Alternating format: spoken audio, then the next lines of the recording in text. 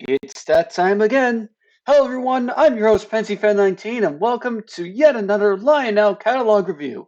This time we have the 2023 Volume 2 catalog. Now, the last catalog I technically reviewed was the Big Book or Volume 1 for 2023, but sadly I was unable to review the HO scale spring release due to technical issues with my voice recorder. But after a few test runs, we should be up and running for 2023, or at least for the Volume 2 catalog. Now, as per usual, the Volume 2 catalog is usually an addition of new models. You get some new models, like what we see on the cover here, in addition to a bunch of, I guess, existing models that were already introduced in the Big Book for the year. So, because of that, the Volume 2 catalog is usually a little bit shorter by comparison. Also, if any of you are looking at the time on the bottom right and wondering why I'm recording this so late, that's because I have a summer job that takes up the entirety of my day. And I was actually informed about the Lionel catalog being released right as I was leaving work. So it's been a busy day at the office, I guess, but now I'm here to upload it in the next morning, I suppose. But anyways, with all that out of the way, let's try to keep it nice and concise and get right into this review. So right off the bat, we have, I'm not sure how rare it is to have an actual location on the Lionel cover, but it's a nice touch. We have Cincinnati Union Terminal on the top left corner of the Lionel catalog. Now, it's nice to see that they revitalized the terminal, or at least kept the head house for Cincinnati, because it used to be a much, much larger rail terminal than what it is today. As of right now, the only rail line that it sees is Amtrak's not even daily, tri-weekly Cardinal that goes between New York and Chicago. And not only that, but Cincinnati itself had something like 10 different railroads serve it that basically went to any part of the country that you could think of. So the Cincinnati region is definitely an area that a lot of passenger rail developers should look into, a lot of Amtrak sites should look into, just the whole Midwest region in general. But I'm getting a little bit off track. The reason why we have Cincinnati Union Terminal is that it was a major city for the Chesapeake and Ohio, whose one of their major engines, or one of their namesake engines, I guess, is this Pacific right here.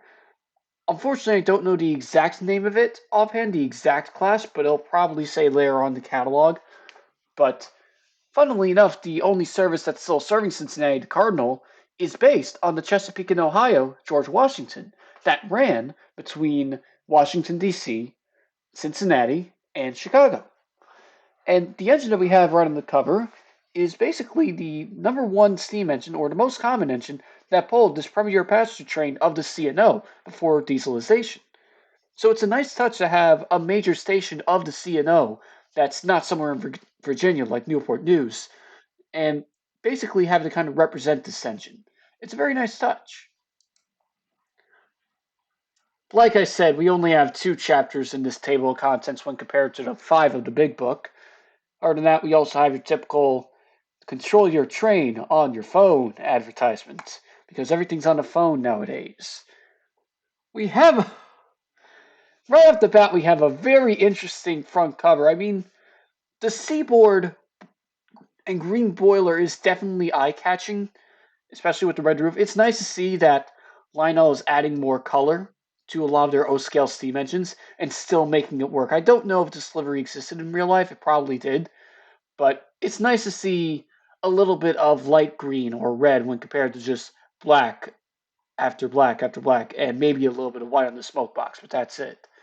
But the thing that caught my eye immediately is the Great Northern Fire Prevention Instruction Car. That is such a design, I must say. I don't know if. I mean, I keep on saying I don't know if this thing existed or if it's historically accurate, as if I know better somehow, which I don't, because I may know a lot, but I don't know that much. But given the very detailed artwork on the side of this baggage car, I would be pretty impressed if this existed in real life, and I really hope it did. It's a very interesting design for a maintenance of way car that you really don't see today. Other than that, we also have a Boston and Maine F unit on the top left. We'll probably get into that. Well, this is O scale, so it probably won't be too long into the catalog. We also have a Bethlehem steel gondola with some steel boxes. Not really sure what they are. You could probably read if you pause the video. As well as a World War II Union Pacific boxcar ad. Pretty nice. It's a nice little detail to kind of decorate the boxcar to give the rolling stock some personality as well. I've lost count how many times Lionel started with this Legacy steam engine photo. Same thing with the Legacy diesels. We'll get to that later on. But I think they introduced it in 2016 or 17, and they've used it ever since because it shows all the details that goes into an O-scale steam engine, all the wires, smoke machine, sound components, all that good stuff. So it's kind of like a good introduction for the section at hand. And it's very interesting that they always use a brass model for the diagram instead of using a model that's new for the catalog, kind of like what we saw on the cover. But I guess it's just for consistency. Unsurprisingly, our first engine, as per usual, is the same engine that we saw on the cover, specifically the Chesapeake and Ohio F-19 Pacifics. These were basically the premier steam engine that pulled practically every single passenger train of the Chesapeake and Ohio up until EMD dieselization in the 40s and 50s, with the C&O primarily serving passenger runs between Washington, D.C., as well as Newport News, Virginia, all the way up to Cincinnati, as indicated by Cincinnati Union Terminal. Now, I don't know too much about C&O steam engines, but the thing that makes them unique is that we have, again, I don't know a lot about steam engines, so I don't know the proper terminology, but we have the water tank up here, and we also have the two sets of brakes on the front as well. Now, that's very distinctive for C&O engines because this looks very familiar to another famous C&O engine that was recently restored, specifically number 1309. But honestly, as someone who prefers passenger rail over freight, I actually prefer the F-19 Pacifics over the various articulated engines of the Chesapeake and Ohio. Now, I say this especially regarding the Pacifics, and I also feel the same way about the Reading since they had some pretty, not unique, but pretty extensive fleets of Pacifics for local, commuter, and even intercity runs. But a lot of passenger services back in the day, especially passenger steam services, don't get a lot of attention. Now, yes, you have your famous steam engines from the Pennsy and the New York Central, since those were two of the largest railroads, but some of the mainline passenger ops of lesser known or smaller class ones like the C&O right here, they definitely deserve some attention too. And I'm glad that Lionel decided to focus on this little covered steam engine in preservation. Also interesting to note is that we have two different variants of tenders.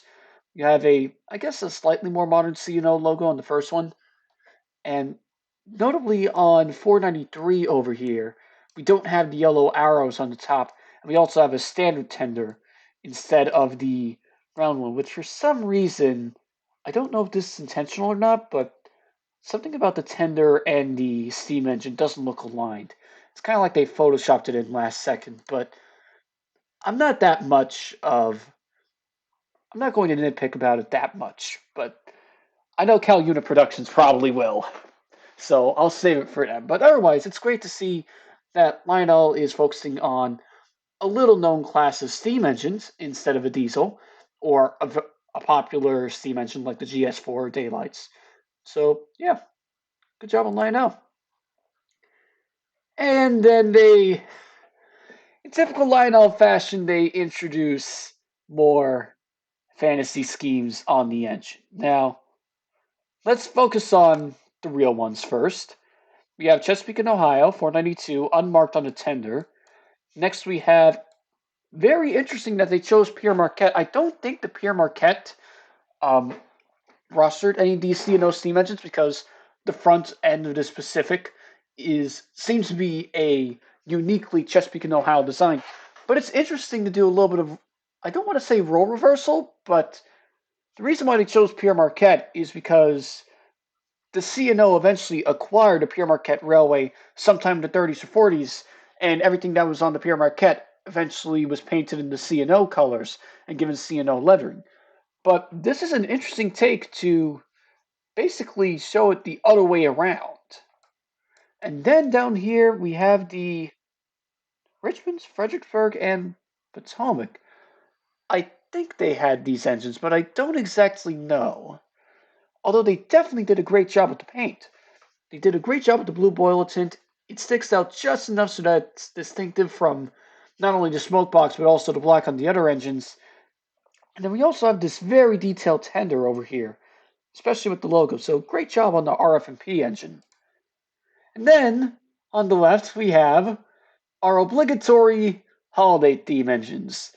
Now, I noticed over the past year or so, Lionel was focusing on not reissuing, but remaking some of their pre-war or post-war classic O gauge trains and turning them into O scale. One example I can think of is I think the U.S. Navy Alco FA from about a year or two ago, and they brought that into O scale. That's nice. Theme trains in the O scale engines, not too big of a fan. And I don't think much of the fan base is too big of a fan of this either. And not only that, but for some reason the orange and gray on the smoke box doesn't really mix all that well. How much do they want to charge? 1,300 for a Halloween Pacific. I mean, if you want to, all right, but you'll probably get more sales with an O gauge or starter set Halloween theme set. Not only Halloween, but also for Christmas. Because if you do theme trains, your market is probably not going to have as large of a budget for model trains. You're just going to purchase a model train as something to have for a display, but they'll practically get anything. It's probably not going to be a $1,300 O scale legacy Chesapeake and Ohio Pacific, brand new in the catalog, like we see here. Same thing goes with the Christmas one, which I guess for some reason, instead of doing 1225, they're doing 1224, which is Christmas Eve. Also, that is the North Pole Central on the tender, but the logo is really small this time. I don't know why they didn't make it larger over here. That's very odd. And I've also noticed there's a lot more green on the boiler instead of red, which for me kind of takes away from the experience. I mean, technically, it wouldn't be wrong to say, or it wouldn't be right to say all Christmas trains must have red, white, and green because I actually have a set, the Silver Bells, that's only silver and green, but they were able to get that to work. But this one, I feel they could have added a little bit more red somehow to the boiler, maybe on the front too. But yeah, I mean, it looks all right. But of the bunch, RFMP F19 Pacific is definitely the best looking, in my opinion. Up next, we have two more C&O engines, just with different numbers. And then we have some nice Pullman coaches over here for Chesapeake and Ohio with some lettering on the combine coach. Next, is that a digital rendering? Huh. I don't know why, but the way the spoiler is set up, especially with the colors, and I think lack of shading on this engine, this looks like a 3D rendering. I mean, Lionel has probably used Photoshop before, or maybe less noticeable renderings, but I think it's something up with the cab. The cab looks like it's the same shade of black in this case, as well as the boiler, but it's definitely noticeable on the cab.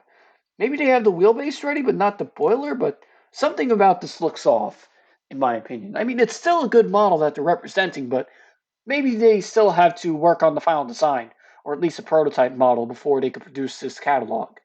Which is alright, I guess. Lionel can't be perfect all the time, but these renderings definitely look kind of odd by comparison.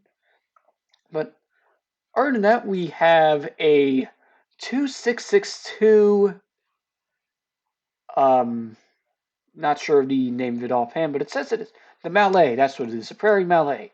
So it looks like it's based on 1309, which probably inspired the F-19 Pacifics to be chosen as the first engine. But instead of showcasing C&O 1309, we have another whole assortment of Mallets, which is pretty interesting. So right off the bat, we have Denver and Rio Grande. Nice touch. I don't think we have too many articulated Rio Grande O-scale engines. So, and good job with adding the green on the boiler. I don't know if it's the right shade of green though, but it's nice to see some more green Rio Grande engines. Next, we have Nickel Plate Road with a similar front end design as the C&O ones. Again, I don't know if all the railroads shown here rostered Malays or at least this style of articulated engines. But if it didn't exist, then I would think that it would probably be based on the similar concept of C&O engines looking similar to, in this case, NKP ones, namely with nickel plate 765 and pure market 1225 looking familiar or looking similar. Then we have a Northern Pacific Mallet over here. Nice to see the red roof and gray boiler. And then we have, oddly enough, this says Norfolk and Western, but the tender is blank. And they just have Norfolk and Western lettering right underneath the number over here. I I keep saying I don't know because I haven't dwelled that much into steam engines, especially older ones like this. But I'm not sure if there was ever an N&W engine that had a blank tender, because it would make much more sense to put your railroad logo's name on the tender to see who the engine belonged to instead of really small lettering underneath the number. This isn't a leaser unit, by the way. This is an engine that is owned by a railroad. So, not sure why they had to cram in the lettering for the railroad down in the cab. Next, we have the Weyerhaeuser. I haven't heard the name before, but I'm not going to make an official comment on this because I haven't heard of the railroad and I don't want to make any false statements regarding what their roster was. But, and I'm probably not the first person to say this, but it kind of looks like Great Western 90. I'm sorry, it does. The white outlining, then lining against the number on the tender, it looks like Strasburg 90, which is pretty interesting. It almost looks like a Great Western Railway of Colorado Mallet, which is pretty nice.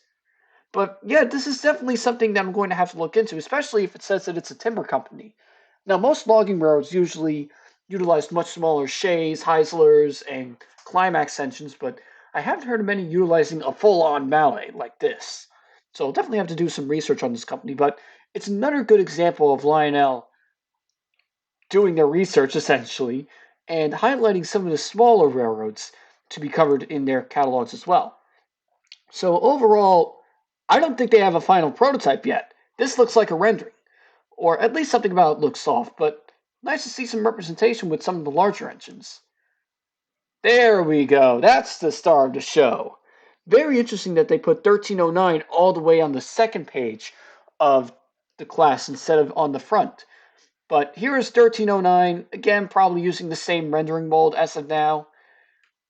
We have the red cab, a slightly lighter gray boiler, and we also have a Western Maryland Dome car, along with a few other Western Maryland scenic passenger cars, basically trying their best to replicate the real thing, which is pretty nice on Lionel's part. Now, really quickly, these are obviously renderings because it's a side view. This isn't the first time Lionel did this. I think Lionel and MTH usually do side renderings of coach cars if they haven't made them yet. So that's not unusual. I'm just more concerned about the rendering of the engine. That's not too common. But anyways, little story about this dome car over here.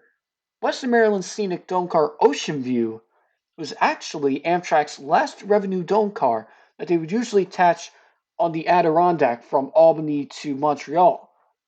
I've actually been on this dome car before. Many years ago, I took the Adirondack from New York to Fort Ticonderoga, and this was back in 2015 or 2016. And I was lucky enough to be one of the few people to ride in the upper level of this dome car and basically experience the beauty of it while it was still rostered by Amtrak. And another little story about this dome car as well is that as soon as I heard it was being retired around 2019, I basically wrote a letter to a few Amtrak board officials and said, please find a way if you could donate this dome car. It's the last of its kind. It has such historic significance, and it would be a real shame if it were scrapped. Now, I don't want to claim that my letter basically saved this stone car for preservation because there are probably plenty of heritage roads that were looking into purchasing this rarity way before I even sent the letter to the board officials, but that's just my little story about this particular dome car, Ocean View. So it's nice to see that Lionel is making a model of it as well. I don't know if there's an O-gauge model of Ocean View when it ran for the Adirondack, though, but it would be nice if there was. And anyways, what on earth is going on with that snowplow? I mean, it's probably a finished product, but the way it's just perfectly horizontal with the wheels, And I didn't even read the name of the class yet, the consolidations, but that just sticks out like a sore thumb. I don't know why, but again, I don't know if the Burlington rostered snowplows like this, but I also say it sticks out because it's the only model of the six shown here that actually has a snowplow, and it's a pretty interesting choice that they gave it to the Burlington Railroad. But other than that, we have Black River and Western number 60, which not really sure if that's based on if that's using historically accurate base. And interesting that they have the smoke box painted black or gray instead of white. Then we have the Burlington route with a more accurate smoke box and a very interesting and horizontal snowplow. I say interesting because usually when you see a snowplow on a steam engine, it usually goes up on a diagonal to kind of push the snow away instead of just simply tap it to the side. It usually has a much more dramatic um, pushing away the stuff. I don't know the exact terminology, but the way that they just have it perfectly level and parallel to the tracks just makes it look kind of cursed, especially with the front coupler still sticking out from what looks like something that's not even the center of the snowplow. It looks like it's off to the left of the plow. Maybe that's a rendering error, but it just looks a bit odd when compared to an otherwise normal Burlington consolidation. Down here we have the Louis Mustabian Iron Range 280. Nice choice of a Midwestern Railroad up in Minnesota. Interestingly enough, they swapped the tender on this.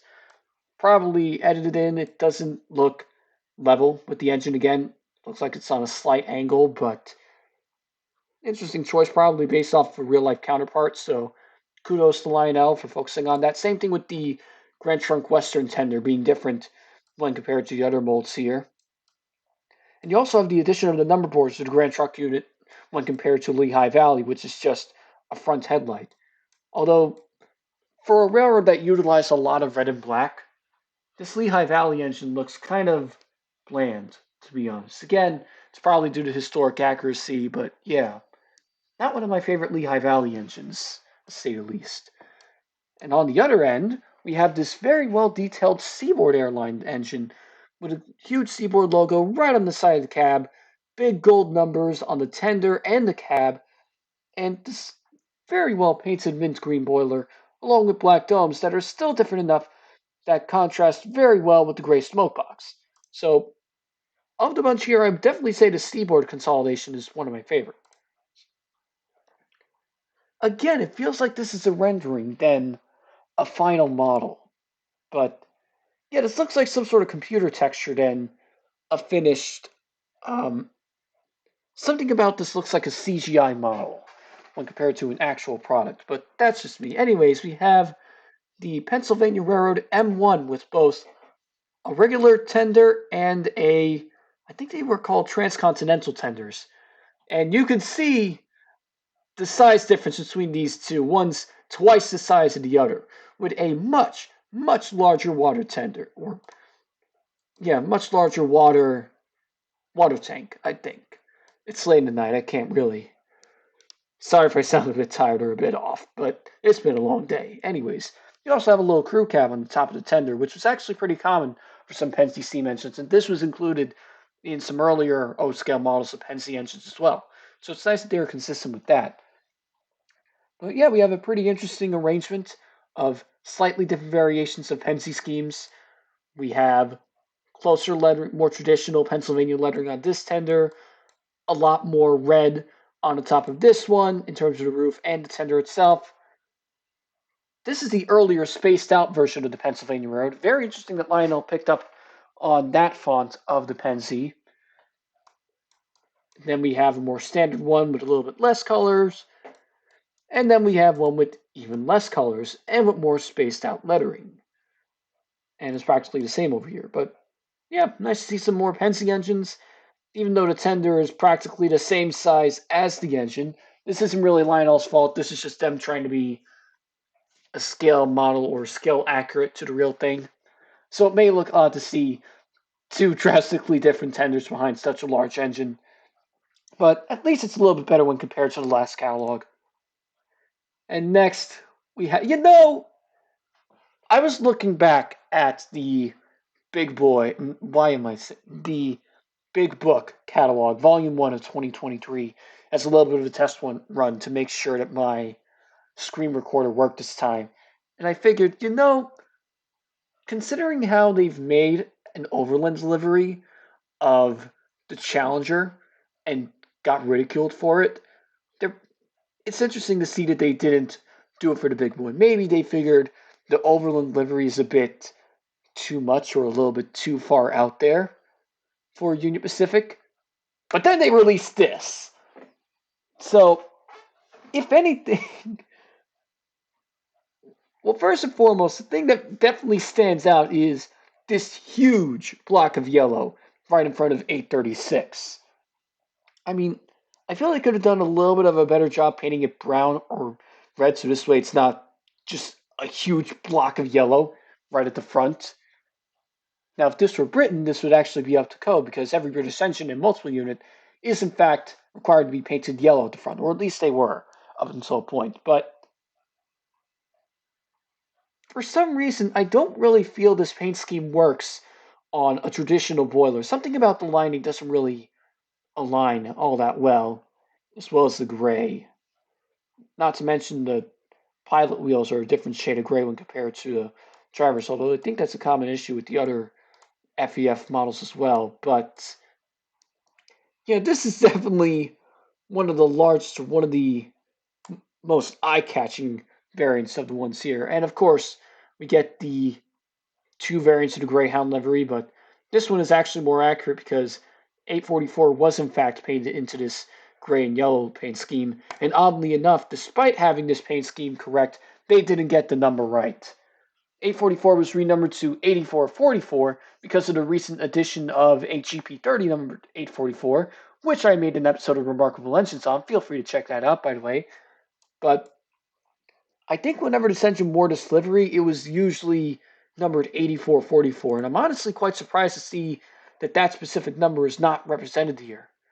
But other than that, we have a Lionel version of the famous 844, the living legend.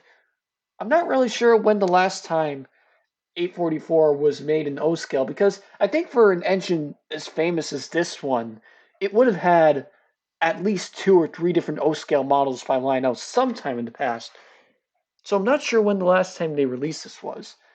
But I guess another interesting version of this engine is the one without the side flaps over here, number 841, especially with the white lining on the running boards. So that's a pretty interesting touch as well. Next, we have some Union Pacific water tanks, usually to go with the FEF-3, along with some interesting Greyhounds. I almost said Lark for some reason. I'm thinking of Southern Pacific. But maybe that has to do with a partnership between UP and SP. But anyways, we have some interestingly painted Greyhound coaches, Pullman coaches. I'm not sure if Union Pacific had any Pullmans painted in Greyhound. I know they definitely had some more streamlined coaches in this livery, but I'll have to double check on these. But it fits well. It looks nice. And of course, we have the O scale diesel with the same graphic that's probably been used for the past 7 or so years, probably for consistency. This SD40, I think, based on the trucks and all the wiring that goes within the car body. So, based on the front page, I'm not going to base my first guess off the front page because I feel that would be too obvious. It would be too obvious to start with an EMDF unit for the diesel section when you already have um, I don't really know, but I feel it's going to be something other than the F unit as our first diesel engine. What do we have? I thought so. So starting off, we have the SD50. Very interesting choice because you usually see a lot of SD40s, a lot of earlier SD engines, but not so much some of the later ones. You even see a lot of SD70 Max and even some SD70 Aces because they're more common, they're more recent. But it's not every day that you see an EMD engine from the 1980s, especially one is not so much influential, but especially one is noteworthy as the SD50. Now, a lot of people usually ignore this engine because it practically brought the downfall of EMD by placing way too much horsepower on a prime mover that wasn't built for 5,000 horsepower. But it's interesting to see Lionel covering an infamous engine type, and they're still giving it the attention it deserves in terms of chassis system, Rio Grande, as well as this Missouri Pacific engine. I think the story behind this and other Missouri Pacific engines painted in the Union Pacific scene is that I think they were still going through with the merger phase, but UP didn't fully acquire Missouri Pacific and Western Pacific for another full year, so they repainted some of their engines into this combination scheme, or at least with the original railroad lettering, until 1983 or so. Then we also have Norfolk Southern, interestingly enough, as well as Conrail, this other Conrail specialty scheme, as well as Reading and Northern.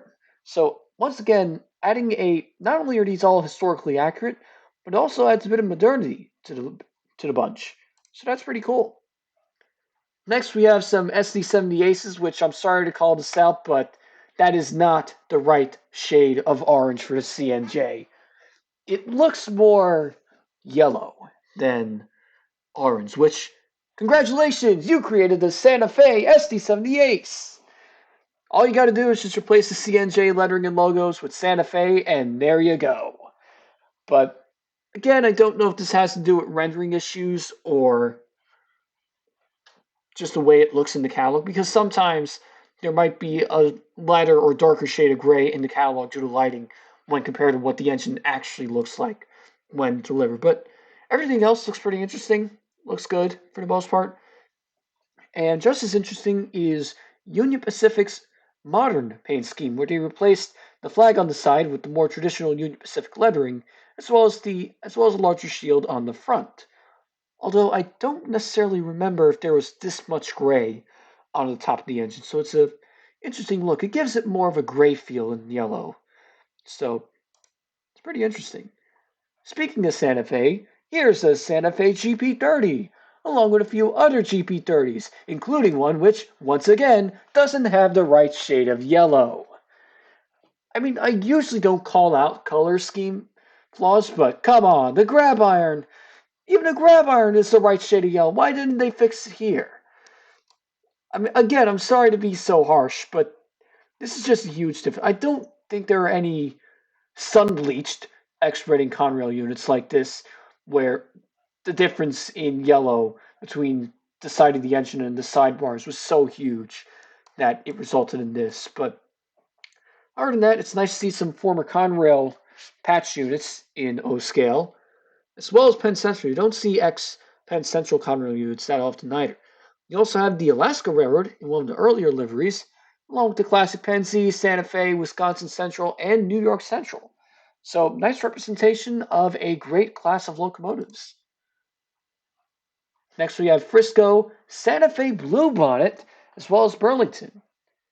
Of the bunch, I would definitely say the Bluebonnet is my favorite because this is something you don't see too often. And I don't mean the Bluebonnet that we saw earlier with the GP30s, where it's just blue on the side with yellow lines. This is basically the same Warbonnet scheme, but instead of red, it's blue. I don't know how many of these F units were given this Bluebonnet livery, but it was definitely the least common of the three when compared to the iconic red as well as the less common yellow on the front. And the thing is, I don't know if they implemented this after the blue livery as well, because it's an interesting combination of both. It's the blue and yellow of the freight livery of Santa Fe, along with the silver of passenger engines. I think the only photos I've seen of this engine in revenue service are in the occasional Amtrak train, was usually a maintenance of way service on rural branch lines in Kansas or something like that. So I think the last time I saw a blue bonnet in O scale, and probably what raised my awareness of the blue bonnet to begin with, was probably an MTH starter set back in the late 2000s. So it's very rare to see a blue bonnet represented in O scale, especially by a company like Lionel. So once again, great job for looking up the lesser known engines of these railroads. There's the B&M F unit from the cover. Mostly blue, but pretty good. Nice to see we have two different representations of the Rock Island livery, too, to represent the diverse collection of liveries during the last decade or so of the Rock Island. I think this Wings unit was based on some sort of anniversary or some sort of special, but I think they applied it to more F units than E units, but Pretty interesting to see both here because the Rock Island, the big lettering to the right was definitely one of their later ones before Bankruptcy Blue. So, and next we have the Great Northern Empire Builder. We have two Great Northern F units over here, along with a whole lot of passenger cars. So even though it's not one coach after another like you would usually see in an O-scale set, they decided to simply list the passenger cars underneath, which is pretty good. It looks great overall. Now we have the Alco S2, and right off the bat is something from my general region, the Staten Island Railway, specifically number 821. For those of you who rail fan the Staten Island Railway within the past few years, you'll notice that many of their older work engines have since been replaced by Brookville diesels, almost identical to the ones that you see on Metro North. Before that, they had Alco S2 engines like this one.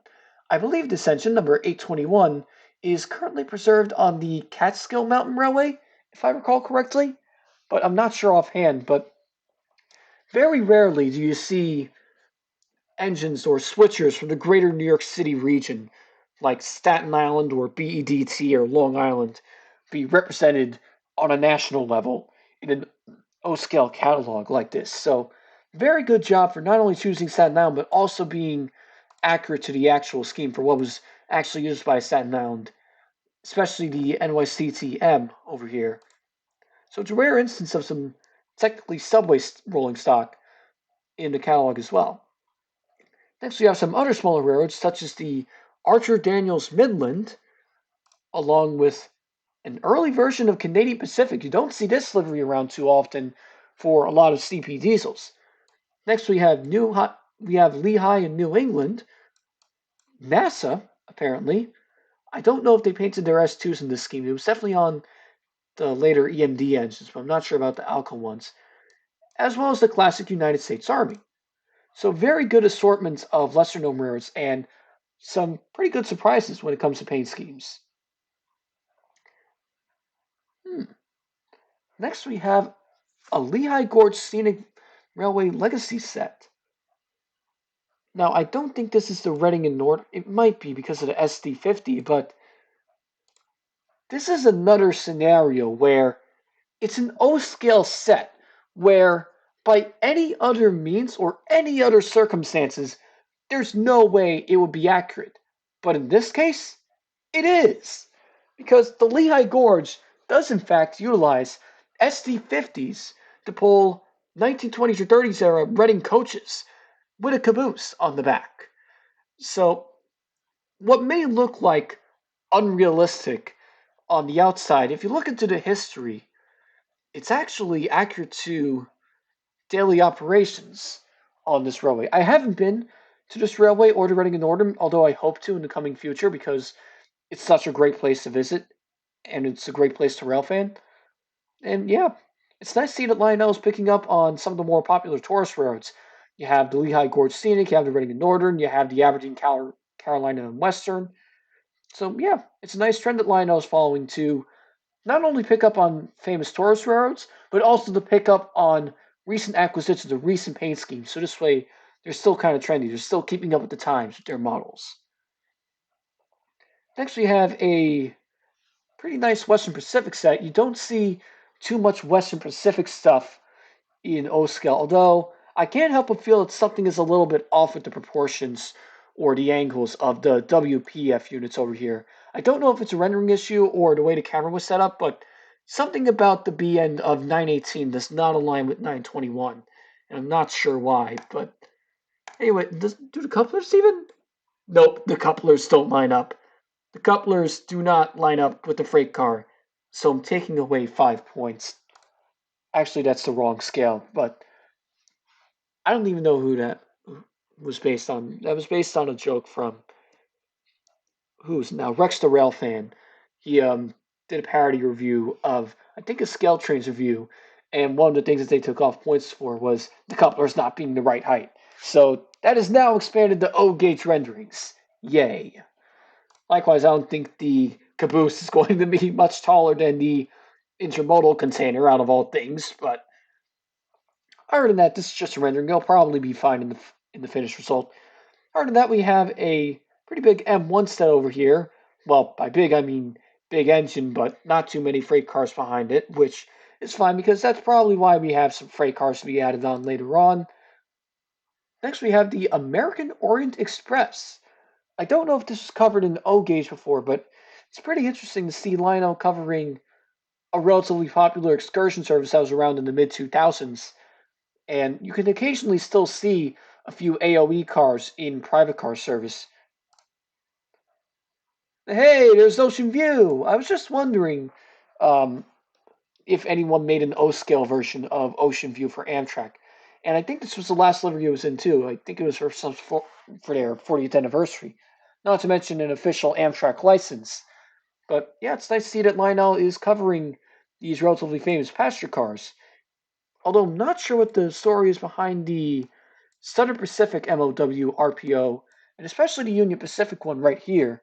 It's definitely something I'll have to look into, but turquoise and silver is a really unusual combination when it comes to Class 1 railroads, especially for Union Pacific that was all about yellow and brown and red, as we saw with their 49er livery. But yeah, it's really nice that Lionel is covering these obscure maintenance cars as well as introducing me to liveries that I never knew existed, such as the famous and long awaited Great Northern Fire Prevention Instruction Car. I really hope this maintenance car existed. I really hope it did because that is an incredible design.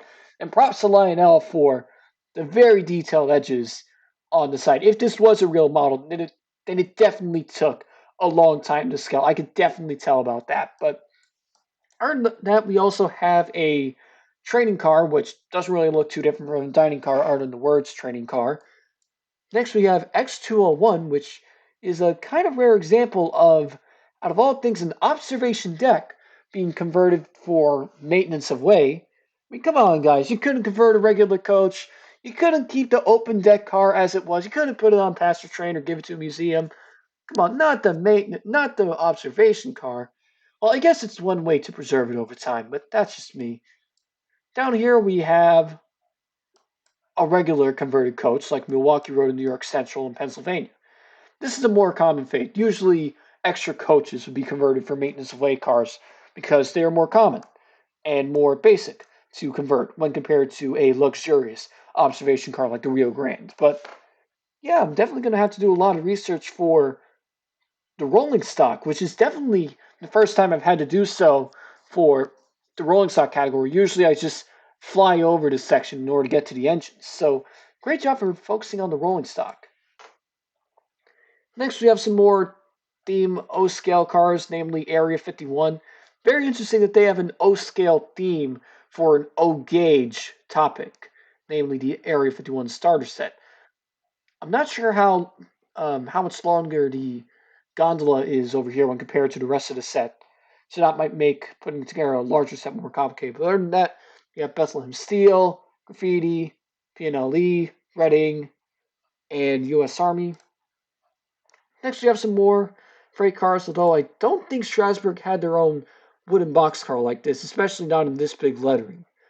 Other than that, we also have a friendship train for Southern Pacific. Nice little touch. Pennsylvania Union Line, Northern Pacific, New York Central, pretty standard. Union Pacific, two versions of World War II, Army Navy boxcars, World War II PS1 boxcar 3 packs. Pretty interesting to see that they have these themed boxcars being sold in sets of 3. It's nice to know. We also have hoppers. I think it's part of a 3 pack as well. Now we have some more recent hoppers, including Illinois Terminal, grain assortments, as well as Seaboard Family Line System. Very interesting to see, I guess, some somewhat or semi more modern or recent hopper cars around being turned into models. I say recent because not only can you still see these today, but they also have CSX lettering on the side, which is a nice little touch. Next, we have some other box cars over here. Nothing too noteworthy as of now. Some O-scale John Deere stuff, pretty nice. Then we go to O-gauge, which is utilizing the same O-gauge starter set mold as MTH, with their starter sets from the late 2000s, starting off with this pretty well painted green boiler Great Northern engine. Control your train from your phone or from the universal remote, which, by the way, works on legacy engines. The universal remote is not limited to just O gauge starter sets. It works for O scale engines, it works for legacy engines. I've tried it on both, and well, maybe not legacy because I don't think legacy was around for this, but anything that was covered in the O scale definitely works on this for anyone who's interested in buying it. Oh, it says legacy over there too. My bad. Line G Plus 2.0 goes over the checklist. Starting off, we have the Berkshires, which I don't know if Lionel utilized the Berkshire model before, because usually when you see Lionel Hudson's or Pacific's in recent times, at least within the past few years, it looks like a redone, condensed version of the Hudson. It wasn't as brought out as much, but given the side rods and relatively small boiler of the Berkshires, this kind of reminds me of some earlier models from 2002. So I don't know if they're bringing this mold back for this particular series, but it would be really nice if they did. It would be a good change up, or a nice switch from some of the more recent or standard Berkshire models.